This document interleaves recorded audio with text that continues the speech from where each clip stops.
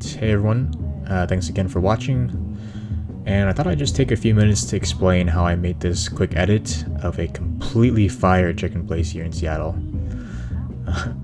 So, as always, I start by going through all of my footage and trimming the parts of all my clips that I want to use, and from there, I kind of just do some additional trimming. I have a hotkey set in DaVinci that actually allows me to cut and automatically move the entire timeline over, so you don't need to manually do that. Right now, I have that binded to QWE, where Q cuts everything to the left and moves it over, W cuts in place, and E cuts to the right and moves everything over. This lets me audit the entire timeline super easily. Now, editing and trimming is the easiest part of the entire video. I'm sure that most of you are able to do that. Both Premiere Pro and DaVinci Resolve show the audio wavelengths, so you can easily match where you want the video to cut at certain times in the music.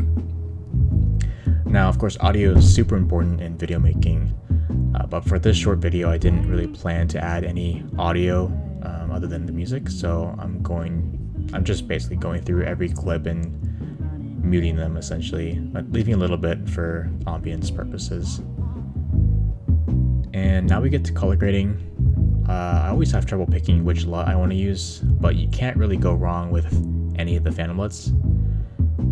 What I've been recently liking to do is adding a bit more contrast to my footage. I think it looks better personally, but everyone does have their own opinions. You can do whatever you want. And so, like always, you can just throw on some music and get color grading. It's almost like a pleasing process to make every clip look the way that you want to. And because I shot in static ISO, you really don't need to adjust each clip more than just one time. Alright, and I also ended up making a short reel for Instagram and TikTok, so I'm going to show you guys how I did that.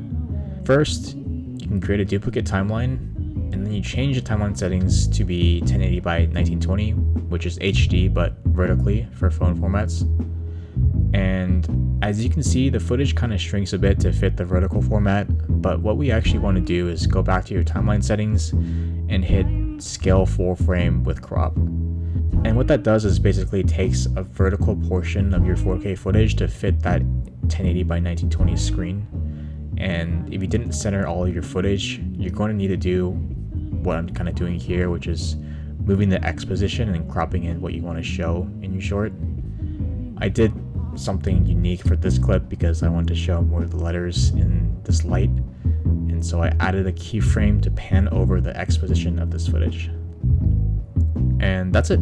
Just export and you're good to go to upload it to any of the Shorts platforms. And now you might want to make this short go a little quicker because the attention span of mobile users is basically 0, so you can just go back to the timeline and trim the clips that you want to use a bit more. Anyways, I hope this was useful, and I'll see you all in the next one.